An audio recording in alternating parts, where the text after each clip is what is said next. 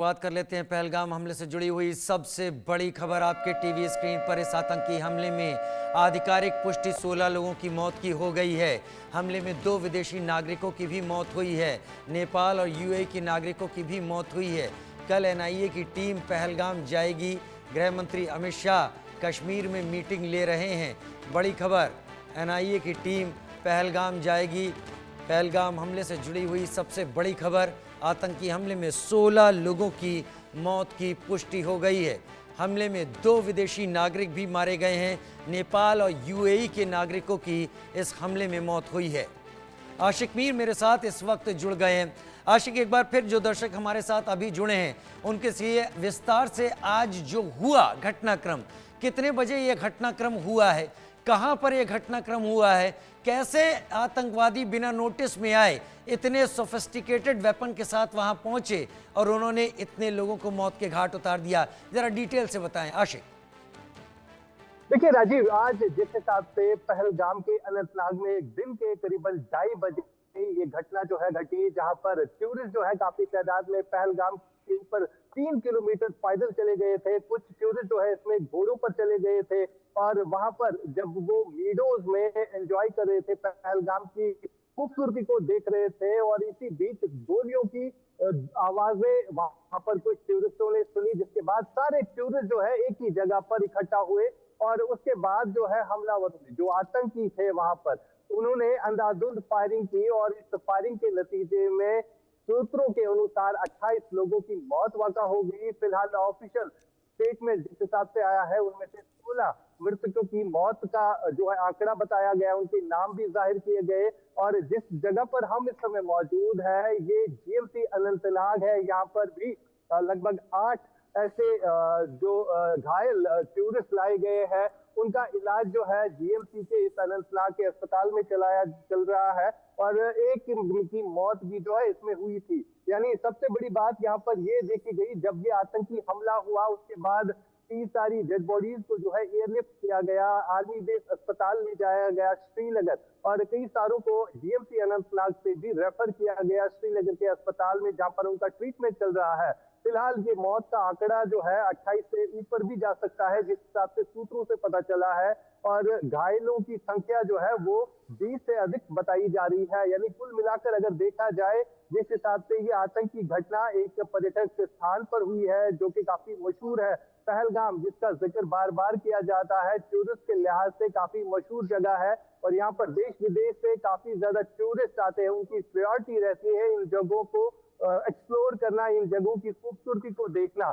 जब ये टूरिस्ट वहां पर पहुंचे थे, कुछ एक टूरिस्ट से हमने बात भी की जो इस अटैक में उनकी जो लोग हैं, उनके जो लोग मारे गए हैं वो कुछ घायल भी थे।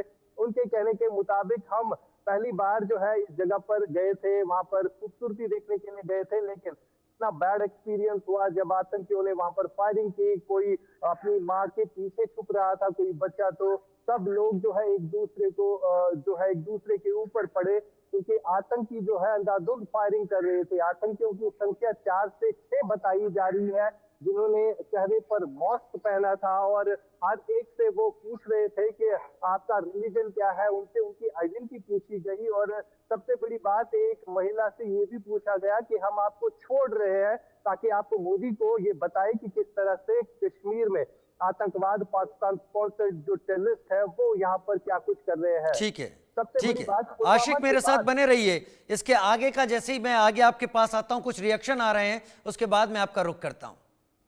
जो इन दहशतगर्दों ने की, जिसमें जो हमारे मेहमान हमारे यहाँ पे आए थे, जिस तरह इन दहशतगर्दों ने ये कायराना हरकत की, हम सब इसकी मजम्मत करते हैं।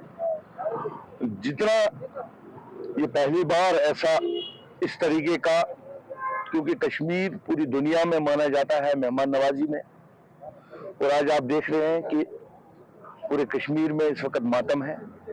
हर एक की जुबान पे एक ही बात है कि जिन लोगों ने भी किया किसी मजहब के नहीं है, ना उनका कोई मजहब है, ये इंसानियत का कत्ल है। जिन लोगों ने भी ये किया, मैं समझता हूं कि उनको कड़ी से कड़ी सजा मिलनी चाहिए। दुनिया में सबसे बुरी सजा जो उससे भी बुरी भी इनको देनी चाहिए कि इन लोगों ने जो आज जिन लोगों ने ये हरकत की है, मैं समझता हूं कि ये इंसानियत का कत्ल है और इन लोगों को जितना जल्दी हो सके उतना जल्दी इनको सजा मिलनी चाहिए। हम इस घड़ी में उन परिवारों के साथ खड़े हैं, उनके दुख में खड़े हैं, इसलिए हम सारे आज यहाँ पे इस वक्त जमा हो गए हैं। दुर्भाग्यपूर्ण ये घटना है और जिस प्रकार से कश्मीर में बहुत बड़ी संख्या में अब टूरिस्ट आना शुरू हुआ था और टूरिस्ट देश का भी और विदेश का भी, और मैं समझता हूं कि उन सारी चीजों को वहाँ ये जो आतंकवाद फैलाने वाले लोग जो है उसको जो है वो हजम नहीं कर पा रहे थे और ऐसी घटना को जिनने अंजाम दिया तो मैं यही कहूंगा कि अंजाम भी बहुत बुरा होगा। आदरणीय प्रधानमंत्री नरेंद्र मोदी जी ने जो समाचार के माध्यम से गृह मंत्री जी से बात करने के बाद जिस तरह से उनको कहा है कि वो श्रीनगर जाकर के खुद सारी चीज को बारीकी से मॉनिटर करें, सारे इस ऑपरेशन को मॉनिटर करें, और गृह मंत्री जी श्रीनगर पहुंच चुके हैं। लेकिन इस घटना की जितनी भी निंदा की जाए उतनी कम है और उसके साथ में ये भी कहना चाहूंगा कि जो आतंकवादी जिन्होंने ये जहमत उठाई है, जिन्होंने इतनी हिम्मत की है, उनको इसका खामियाजा भुगतना पड़ेगा। आंखों बंद था, खोला नहीं है, बंद होगा। कितने लोग थे? मैं नहीं देखा, वो भागा, फॉरिंग थे ना, वो भाग गया बताए। क्या पहना था उन्होंने? वो देखा नहीं है। अच्छा, बाहर निकला ना, फायरिंग हुआ, आवाज है, वो भाग गया। अच्छा, भाग गए। हाँ, પછી અમે તો દોડ્યા, અમારી પીછે પીછે सब लोग भागते रहे અને પીछे फायरिंग हुआ तो यहीं अड़ गया। कितने लोग घायल हो गए? आपके ग्रुप के कितने लोग थे? मैं एक। अच्छा, आप एक थे। हाँ, तो आपको कहाँ गोली लगी है? मेरे ये थे। ये गोली लगी हाँ, है। અમે 20 જણા है। कहाँ से हैं आप? गुजरात, अच्छा, गुजरात से आप। भावनगर। आपने देखा उनके पास कौन सा वेपन था? बड़ा कोई वेपन था या छोटा सा कोई वेपन था जिससे फायरिंग चली, और कितनी देर तक ये गोली जो है वो चली? मैं हिंदी नहीं समझ। गए कहीं था आप? कहाँ? पहलगाम से आगे गए थे आप? फॉरेस्ट एरिया में? वो 5 रुपया का टिकट वाला है कि नहीं? अच्छा। हाँ, 5 रुपया टिकट वाला, वो मैदान है ना, हाँ। वो मैदान में फायरिंग हुआ। अच्छा, हमें क्या जाता, जब फायरिंग हुआ तो भाग गया।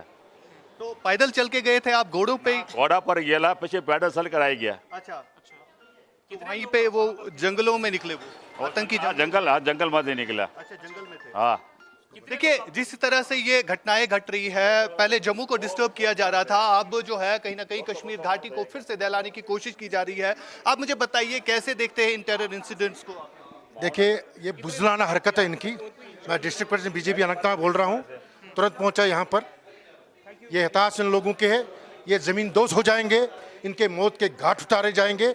जैसे पहले इन टेररिस्टों का हुआ हाल, वैसा इनका भी होगा। हमारी आर्मी, हमारी जेके पुलिस और हमारे ये लोग जो इस वक्त ट्रीटमेंट दे रहे हैं, मैं इनको सराहना करता हूँ जो ट्रीटमेंट यहाँ से मिल रही है। और ऐसे लोगों को जो टूरिस्ट, जिससे हमारी यहाँ पर रोजी चल रही है लोगों की, घोड़े वाले बेचारे, इस दुकानदार हमारे पहलगाम, इन लोगों ने क्या किया? अरे बुज़दिलों और पाकिस्तान की बुज़दिलियत को मैं शर्मनाक कहता हूँ। ये गुंडागर्दी, उनकी जमीन गिर चुकी है और आप ऐसे काम कर रहे हो। कितने घायलों को अभी तक यहाँ पे लाया गया हो? 4 तो है ही, एक की तो बोलते हैं कि एज पर द रिपोर्ट्स जो आए हमारे पास भी कि एक की डेथ हुई है, ये बाकी 16 भेजे गए। 4 की एक जो कंडीशन, एक जिसका प्लास्टर लगा है उसके सामने फायर हो चुकी है, वो उस वार्ड में है। और हम तुरंत यहाँ पर आए, हमने इनको कहा कि नया कश्मीर का आगाज हुआ, मोदी जी ने किया।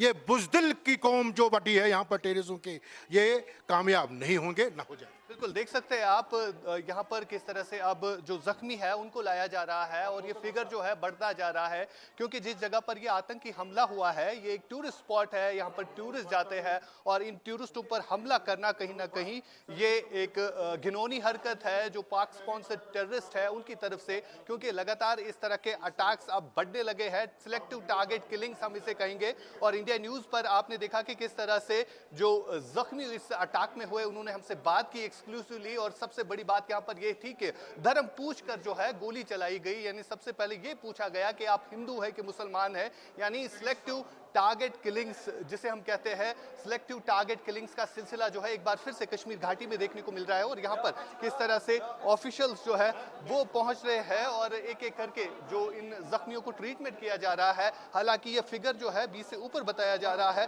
फिलहाल कई सारे घायलों को जो है अनंतनाग के इस जीएमसी अस्पताल में लाया गया है, जिनकी हालत जो है काफ़ी ज़्यादा नाजुक है। आधों को गोलियां बाजू में लगी है, तो कई सारे ऐसे हैं जिनको काफ़ी क्रिटिकल इंजरी हुई है इस हमले में। बताया जा रहा है ये आतंकी जो है 3 से 4 थे, जो कि घने जंगलों में छुपे हुए थे और इनको अब मारने के लिए जो है अब प्रयास चल रहा है। लगातार वहाँ पर जो है सुरक्षा बलों की तरफ से जो है एंटी टेरर ऑपरेशन इस पूरे एरिया में चलाया जा रहा है, क्योंकि घने जंगलों वाला इलाका है जहाँ पर ये आतंकी जो है छुपे हुए थे और इनकी तलाश जो है अब सेना जो है वहाँ पर कर रही है। साथ ही साथ ये भी एक बड़ा अपडेट है, हम एक और घायल को देखने के लिए जा रहे हैं। यहाँ से आपको तस्वीरों में दिखाएंगे कि ये सारे जो टूरिस्ट है जिन पर ये वार किया गया, यहाँ से इस महिला को आप देख सकते हैं।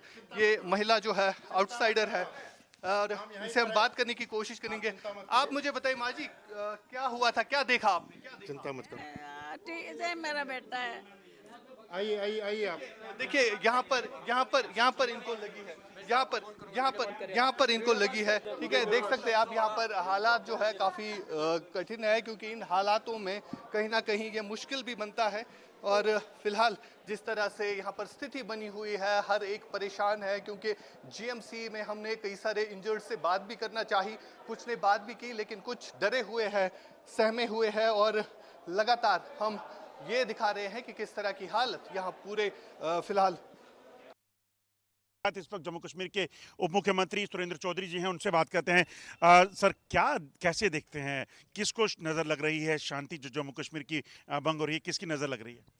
नज़र तो लग रही है, लेकिन बड़ी बदकिस्मती है क्यों जम्मू कश्मीर में आज जैसे टूरिस्ट पे हमला हुआ है, ये टूरिस्ट पे हमला नहीं, ये जम्मू कश्मीर की इकानमी के ऊपर हमला हुआ है। क्योंकि जम्मू कश्मीर एक टूरिस्ट डेस्टिनेशन है और जम्मू कश्मीर का जो हमारे चाहे होटल्स हैं, चाहे हाउस बोट हैं, चाहे शिकारा हैं, चाहे टैक्सी वाले हैं, जो भी लोग इस टूरिज़म के साथ जुड़े हुए हैं, उन लोगों का सारा सरमाया इसी से चलता है। जब तक लोग नहीं बाहर से आएंगे, देश दुनिया से नहीं आएंगे, उनका ये चीज़ें नहीं चल सकती।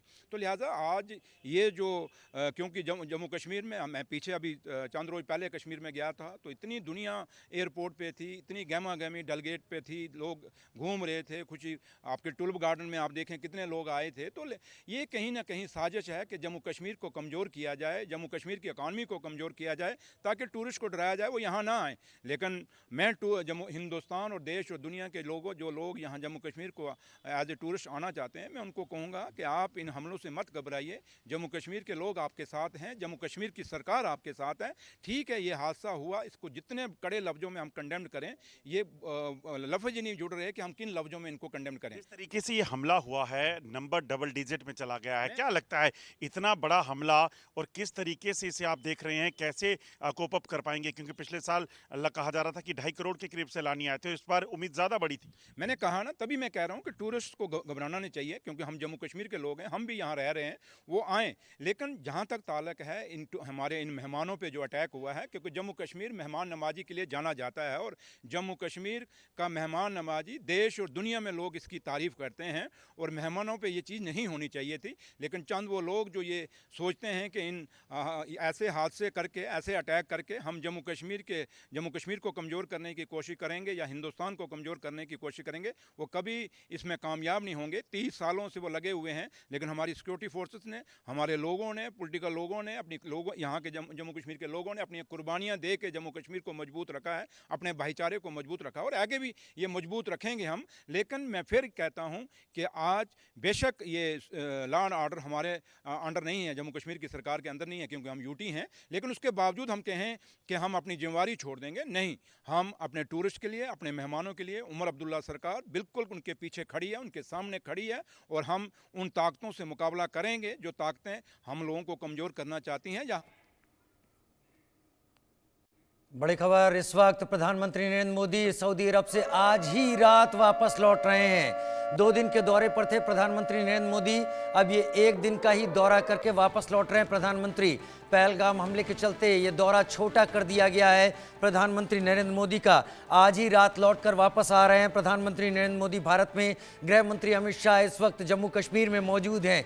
देखते हैं आने के बाद प्रधानमंत्री नरेंद्र मोदी क्या अपडेट हासिल करते हैं गृह मंत्री के जरिए, और उसके बाद प्रधानमंत्री इस पर क्या बैठक लेते हैं, क्या जानकारियां हासिल करते हैं। प्रधानमंत्री ने अपने 2 दिन का दौरा कैंसिल करके 1 दिन में ही वापस वो लौट रहे हैं प्रधानमंत्री नरेंद्र मोदी। आज ही वो सऊदी अरब की यात्रा पर थे और आज ही रात वो सीधे सऊदी अरब से वापस लौट रहे हैं भारत। प्रधानमंत्री नरेंद्र मोदी का वापस भारत लौटना इस बात का इशारा है कि प्रधानमंत्री इस हमले और आतंकवादियों के इस कृत्य को लेकर कितना गंभीर हैं। प्रधानमंत्री साफ तौर पर एक कड़ा संदेश देना चाहते हैं कि वो अब आतंकवादियों को वहां पहुंचा कर रहेंगे जहां पर आतंकवादी फिर सर उठाने की जरूरत ना कर सकें। Uday Pratap Singh, editor news X, मेरे साथ जुड़ गए हैं ज्यादा जानकारी के साथ। उदय, प्राइम मिनिस्टर वापस लौट रहे हैं, आप सऊदी अरब में मौजूद हैं। प्राइम मिनिस्टर का दौरा छोटा हो गया है पहलगाम हमले के चलते, और डिटेल दें उदय। जी बिल्कुल राजीव, आज के पहलगाम हमले की वजह से प्रधानमंत्री नरेंद्र मोदी सूत्र बता रहे हैं आज रात ही भारत लौटेंगे। 2 दिन का दौरा था उनका सऊदी अरब का, कल भी उनके कार्यक्रम लगे हुए थे, बट आज के हमले के गंभीरता की वजह से प्रधानमंत्री नरेंद्र मोदी जी आज रात ही भारत लौटेंगे। सूत्र में बता रहे हैं कि आज शाम का जो डिनर भी था, स्टेट बैंक्वेट डिनर, उनके वजह से रखा गया था खास यहाँ के राजमहल में क्राउन प्रिंस और प्रधानमंत्री सऊदी अरब मोहम्मद बिन सलमान द्वारा। वो बैंक्वेट डिनर में भी नहीं गए प्रधानमंत्री नरेंद्र मोदी इस आतंकी हमले की वजह से। सूत्र बता रहे हैं आज का जो बायलैटरल मीटिंग था शाम का और जो जॉइंट स्टेटमेंट जो है उसके पश्चात प्रधानमंत्री नरेंद्र मोदी अब सीधा एयरपोर्ट का रुख करेंगे और फिर भारत लौटेंगे। कल सुबह सूत्र बता रहे हैं CCS भी बुलाई जाएगी। इसी मामले को लेकर सारे तमाम अधिकारी जो हैं गंभीरता से सुरक्षा नियमों का ओवरलुक करेंगे, देखेंगे, ओवरऑल होगा। आज गृह मंत्री अमित शाह भी गए थे खुद कश्मीर, प्रधानमंत्री नरेंद्र मोदी की उनसे बातचीत भी हुई थी सुबह। मगर ये बड़ी खबर इस वक्त जेड्डा से आ रही है जहां मैं हूं इस वक्त राजीव, कि प्रधानमंत्री नरेंद्र मोदी ने अपना 2 दिवसीय दौरा जो है वो कट डाउन कर दिया है। आज रात ही लौटेंगे। कल लौटना था प्रधानमंत्री नरेंद्र मोदी को, मगर आज रात ही लौटेंगे वापस भारत। कल सुबह गंभीरता से ये बैठक को चेयर करेंगे, CCS की जो बैठक बुलाई गई है। और मैं आपको ये भी बता दूं, जैसे मैं आपको बता रहा था कि आज का जो स्टेट बैंक्वेट डिनर उनके नाम आयोजित किया गया था उसमें भी प्रधानमंत्री नरेंद्र मोदी शिरकत नहीं हुए आज के इस हमले की वजह से। सूत्र में ये भी बता रहे हैं कि कुछ ही समय में जॉइंट स्टेटमेंट जो है वो सामने आएगा दोनों देशों का, उसमें भी आज के हमले का जिक्र हो सकता है। मैं आपको ये भी बता दूं कि तमाम वरिष्ठ जो नेता हैं, वर्ल्ड लीडर्स जो हैं, वो भी आज इस हमले पर बोल रहे हैं। अमेरिकी प्रेसिडेंट डोनाल्ड ट्रंप का भी ट्वीट सामने आया है, उन्होंने भी इस हमले का खंडन किया है, कहा है हम भारत के संग खड़े हैं। चाहे रूस के राष्ट्रपति हो व्लादिमीर पुतिन या फ्रांस या इटली के नेता हैं, उन्होंने भी इस हमले पर ट्वीट किया है। सूत्र हम ये बता रहे हैं कि मोहम्मद बिन सलमान और प्रधानमंत्री नरेंद्र मोदी का जो जॉइंट स्टेटमेंट आएगा हमारे समक्ष कुछ ही देर में, उसमें भी आज के हमले का जिक्र हो सकता है, ऐसा सूत्र बता रहे हैं हमें। कुछ ही क्षणों में जो यहाँ के राजदूत हैं और जो MEA के प्रवक्ता हैं उनका प्रेस कॉन्फ्रेंस होगा, प्रेस वार्ता होगा कुछ ही मिनट बाद, और इसमें बड़ा बयान आ सकता है मोहम्मद बिन सलमान सऊदी अरब के प्रधानमंत्री का भी आज के इस हमले का खंडन वो कर सकते हैं। जॉइंट स्टेटमेंट में आतंकवाद के संग कोई भी देश खड़ा नहीं है और इस मामले को गंभीरता से भारत ले रहा है, ये तो स्पष्ट हो गया था आज की बातचीत के पश्चात जब प्रधानमंत्री नरेंद्र मोदी ने यहाँ सऊदी अरब से गृह मंत्री अमित शाह को फोन किया था और उसके पश्चात अमित शाह जी रवाना हो गए थे सऊदी अरब तक। उसके बाद गृह मंत्री अमित शाह पहुंच गए थे श्रीनगर, जैसा कि उदय प्रताप लगातार बता रहे हैं। उदय, आपकी प्रधानमंत्री के जो साथ में मीडिया और बाकी चीज़ों को देखने वाले लोग हैं, क्या ये पक्का हो चुका है कि आज कल सुबह तक प्रधानमंत्री भारत वापस होंगे, जैसा आपने कहा था? ऐसे सूत्रों के हवाले से भी खबर आ रही है।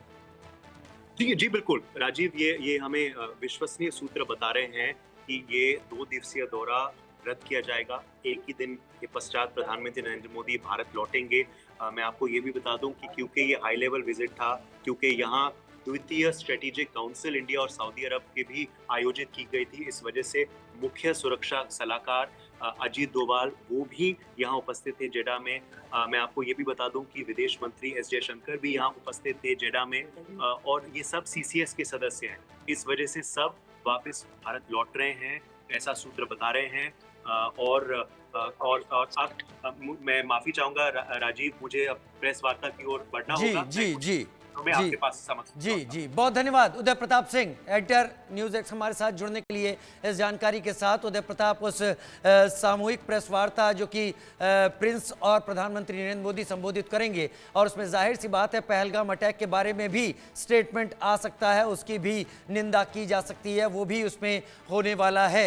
इस वक्त बड़ी खबर का रुख कर लेते हैं। कश्मीर में आतंकी हमले के बाद पाकिस्तान में अलर्ट हो गया है।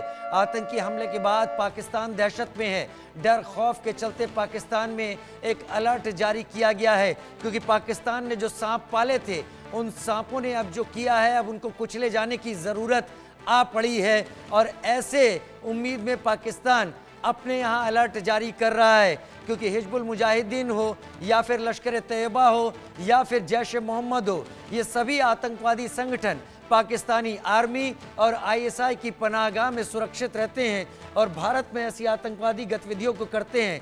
लिहाजा भारत के किसी भी जवाब को देखते हुए पाकिस्तान अलर्ट पर आ गया। अजय जांड्याल मेरे साथ जुड़ गए ज्यादा जानकारी के साथ। अजय, बड़ी अजीब बात है, अलर्ट पूरे पाकिस्तान में, उस पाकिस्तान में जिसने मसूद अजहर को पाला है, जिसने हाफिज सईद को पाला है, जिसने और टेररिस्ट ऑर्गेनाइजेशन को पाला हुआ है।